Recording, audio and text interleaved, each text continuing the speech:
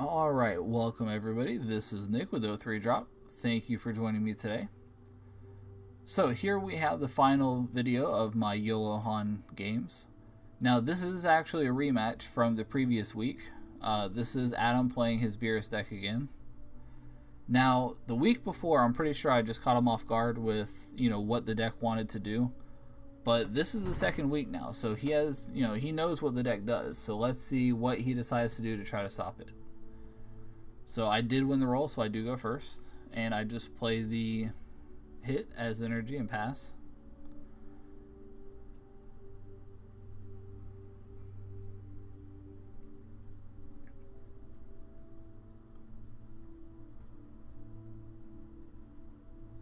And it looks like he is going to choose.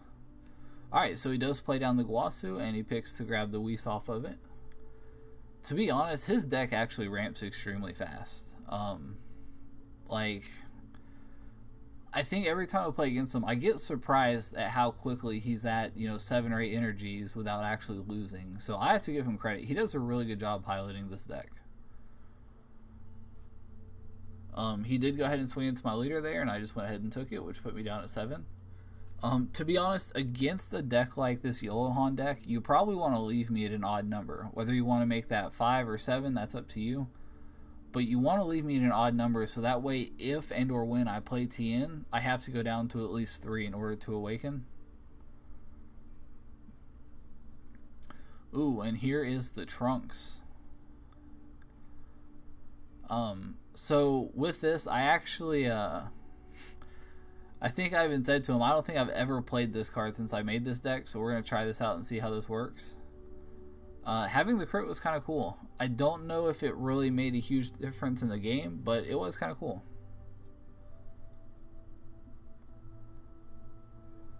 Realistically, if I had the Mighty Mask in hand, which I don't know if I do or not, it probably would have been a better play, but no regrets. So what he did was he actually swung at the Trunks and then declared Trunks as the Beerus target, so it just popped the Trunks. That was actually a really smart play because it made it to where he could clear the Trunks for sure without having to waste, or without having to give me an extra card in hand. So here I do go ahead and swing at his leader with the Mighty Mask. And then I pop the Mighty Mask. Now, against Adam, I know, or at least I remember, that he doesn't run any kind of cards that take life. He may or may not have results of training in the deck, I'm not sure. But I just don't remember any cards that he plays that say, take a life. Like, for example, Khalifa, where when you play it, you take a life.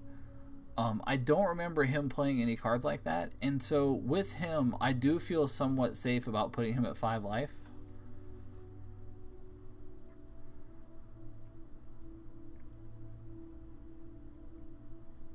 Ooh, and it looks like he pulled the 10-drop food. That's an interesting draw.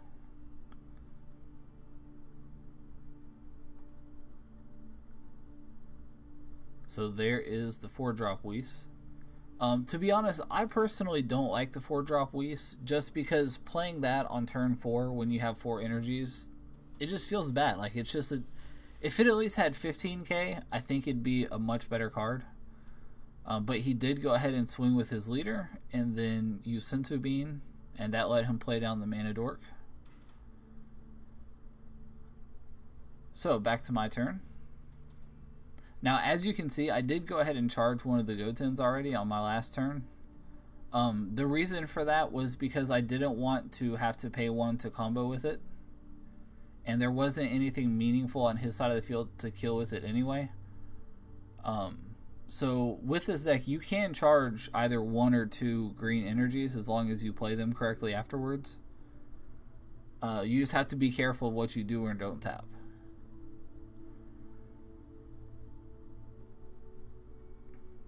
So here I go ahead and play Kaba.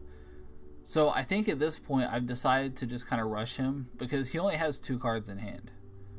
And so I have another Kaba in my hand. And so between the 2 Kabas, I know for sure I can awaken. And so I think at this point my goal is to just see if I can rush him and then maybe go for game.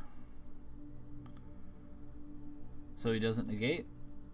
And I do take the life to give him 15k double strike. And it looks like he's going to take that. So now I do draw another Kaba. I'm going to swing with this Kaba.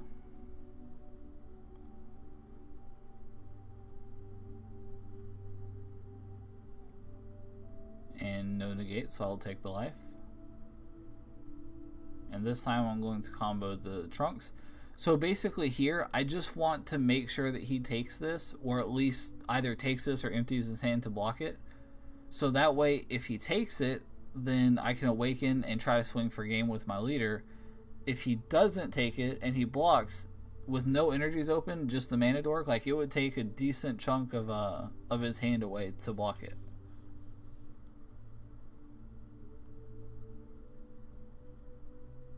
Hindsight's 2020. Looking back at his hand, I probably didn't need the second Trunks, but I comboed it anyway because I'm a bold man. And it does pretty much guarantee that it's going to go through. So that is the 35k double strike at his leader.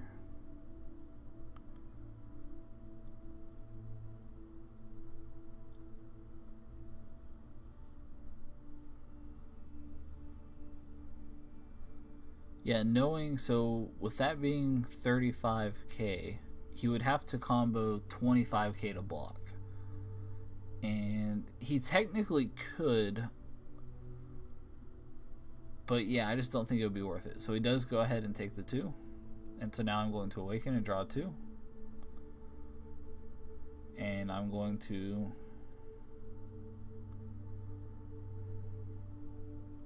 See, here I realize I messed up because I have a Fu in hand.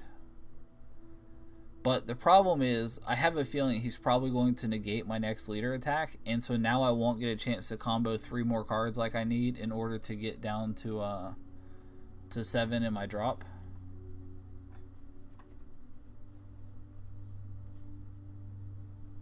So I do go ahead and swing with the leader though, just to make him waste it. Then draw for the auto.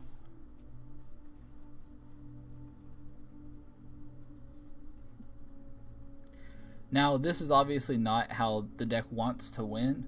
However, with him being at 2 life, it's really not bad for me because my leader swing can do it, forcing hit can do it, Scientist Fu can do it. I can just play a hit and the next turn evolve it to do it. Like, at this point, with him being at 2 life, I have so many win cons that it's actually okay as long as I can play defense.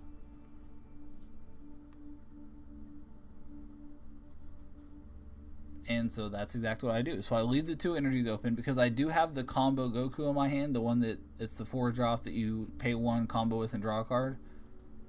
I do have some of those in my hand, so I decide to just leave the 2 energies open so I can play defense if I need to. And, you know, just try to win it next turn. Because I'll have 5 energies, so I can play Foreseeing Hit to remove 2 cards from his hand, and then I can play the Scientist Fu to go for game. So that's kind of my plan here, is I want to play defensively and then play the Fu in the hit next turn and see if I can close it out. So here, I think he's attacking one of the Kabas and then popping the other one.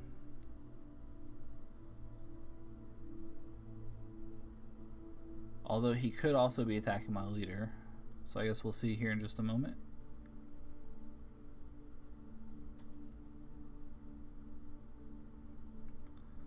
Okay, so it looks like he was attacking my leader.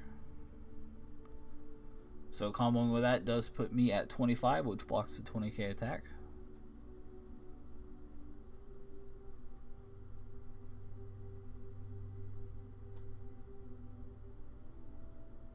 And there's a Guasu. So it looks like Piccolo is his only target there.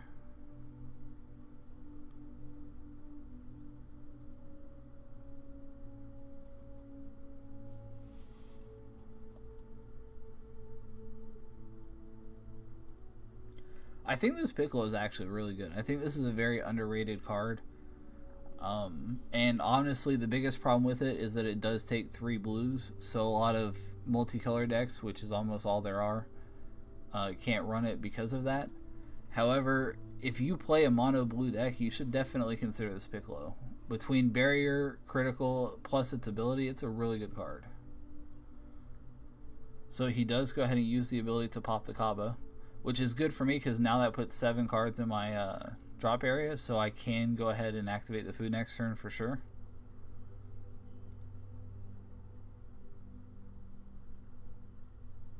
And so he is swinging into my leader. And it looks like he is going to combo the Guasu to make it 25. And so I'll combo the Goku to make myself 25, plus another 5 here to make it 30. There I go. To be honest, with that only being 1 damage, I might have at least considered taking it if it was not critical. But at the same time, I'm 99% sure he does run the 7-drop Beerus, so even that could have been kind of dangerous for me. There's the Tien as my 5th energy.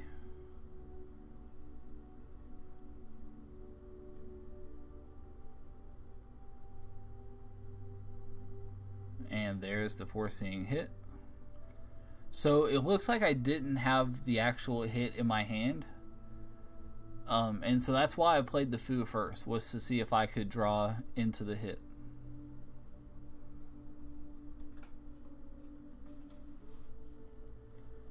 So here I know I'm swinging for game. So what I want to do is I want to take out some of the higher combos, but then also remove cards that I don't want him to play next turn.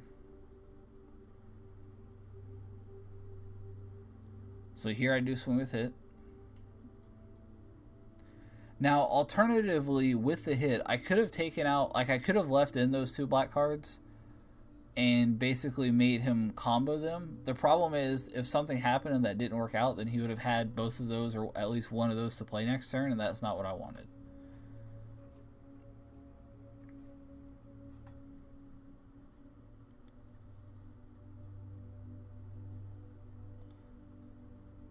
Alright, so he does block the hit attack. And so now I'm going to swing with Fu.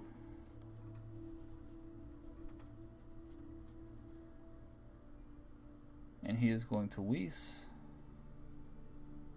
Untap an energy. And now I'm going to swing with my leader.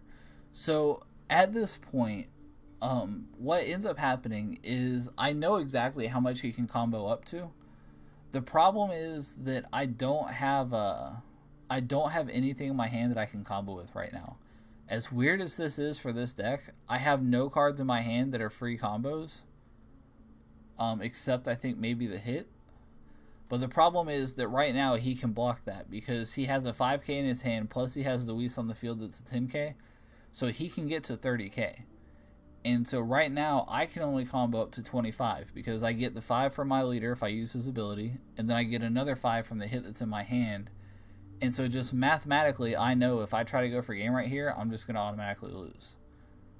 So that's kind of my thought process here behind not using the ability. Now, another thing is, I also know that, like, he has no hand now. The Piccolo can only use his popping ability once, and he has no hand. So realistically, unless he gets like really lucky on the draw, there's not a whole lot that he can do on this next turn.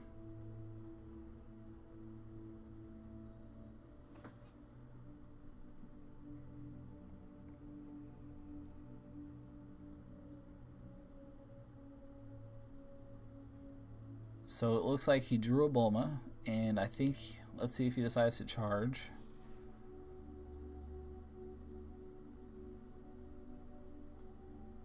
Okay, so he decides not to charge.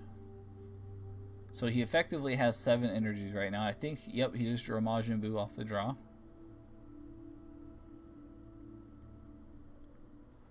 So I just combo with the hit to protect the life. And he goes ahead to play the Buu.